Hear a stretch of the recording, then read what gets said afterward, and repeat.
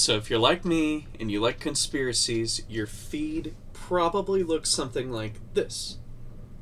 Public libraries, back in the 1800s, back when architecture uplifted and inspired, and the books did the same.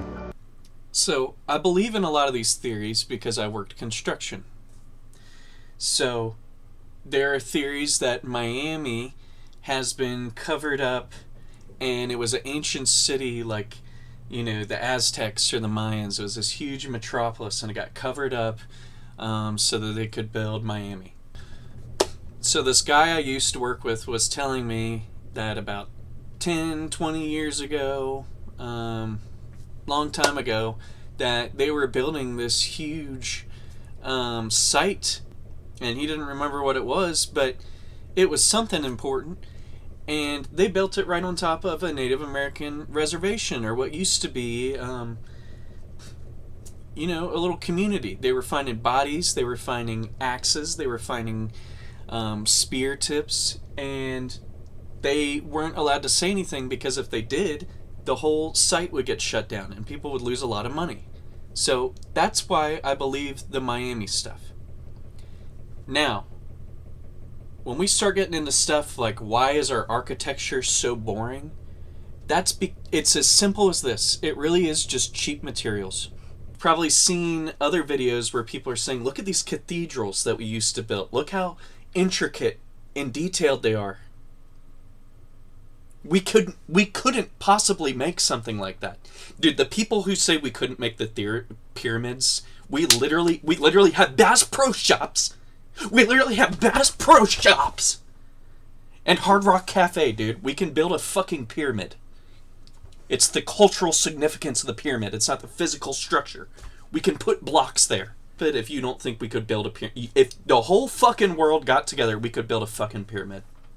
Get that out of your head. You're an idiot if you think that. But the cathedral thing, here's another simple answer. Who the fuck goes to church anymore? People go to non-denominational churches, 1984 shit, that have the pastor in his house telling people across the country what to think and do every day in a fucking pop-up church. In a fucking warehouse. It's not a church. It's got a steeple on top of a warehouse. That's what it is. And are you putting money in the donation basket? Are you going to come carve a cathedral in 2025? Are you going to go to Kentucky and start building the world's biggest cathedral? You start doing that, you can say something. But no one's doing that shit. Nobody's religious anymore. And we have phones. We have things to occupy our time. Back then, they didn't have shit to do. Jobs were easier back then because, it was something to do. So. And they have made modern, aka a fucking square with no texture, they have made that the status quo. And maybe I'm missing something, but a lot of it is our fault because of, and they sneak their way in sneaky little ways. So what I've been seeing people do lately is they've been getting rid of their popcorn ceilings because it just doesn't look good or whatever.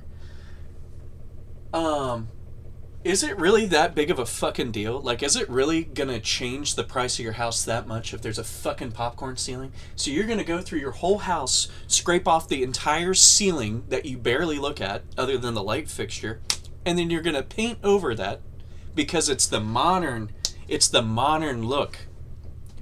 You're getting rid of any ounce of texture inside your house.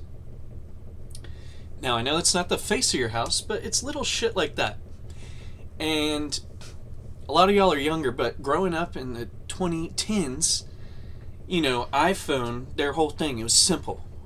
We're simple. You got a white background. Everything had a white background. Modern mansions, falling water, stuff like that. That was cool. And that has been pushed since 60 or whenever when Frank Lloyd Wright was around, because it's just, he made cheap materials and simplicity look good, but it only looks good because it's next to falling water and trees, which we don't have anymore. A lot of people traded that for cheap houses. You're paying $300,000 for a shit house, and people still do it.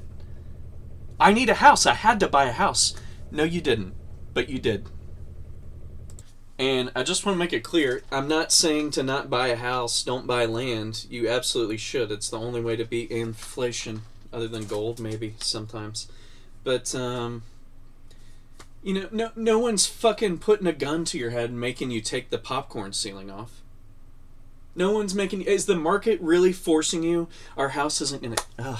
The popcorn ceilings. So we're gonna have to do all that when we buy this house? We're gonna have to do our own popcorn... I'm not buying this house. Sorry. Like, if it's really like that, then fuck living in America. I'm just gonna fucking move. If it's really that bad, to the point where a fucking popcorn ceiling is a selling point, I'm done, bro. And at least here in South Carolina, I'll tell you this. There's a bunch of bullshit they do. So all these ponds that they have in all these crummy little neighborhoods, they have to have them for drainage. They have to. But then they list them as amenities, but you can't even fucking fish in them. You're not allowed to fish in them. And then, I guess what I'm getting at is people bitch about these houses and stuff, and you have the money to buy land and get the trailer and everything that everybody says they're going to do nowadays, and you end up buying a house with a fucking HOA and no yard, and you start complaining about whatever it is. I'm sorry, dude. You had a chance, and you, what, because your girlfriend needed a nice house for like a little year or something? Sad. And sorry if that's sexist, but unfortunately I do see that happen to a lot of my friends.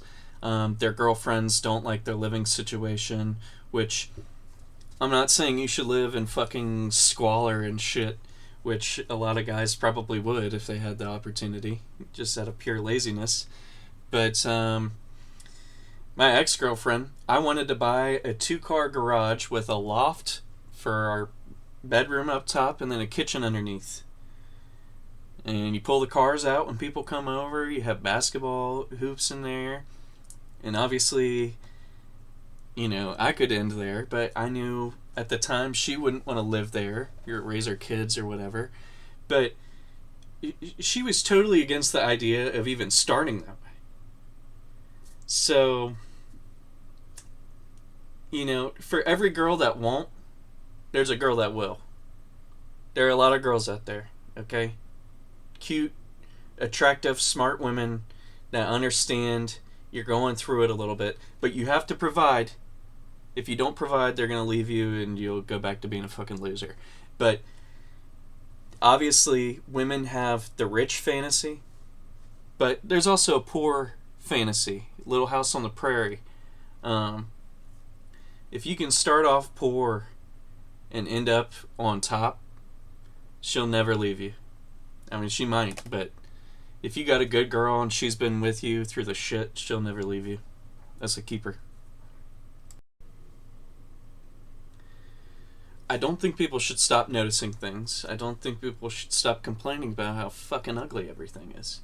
However, be smart about it. Don't just say shit because you don't like you gotta say accurate things, or else people with money aren't gonna take you seriously.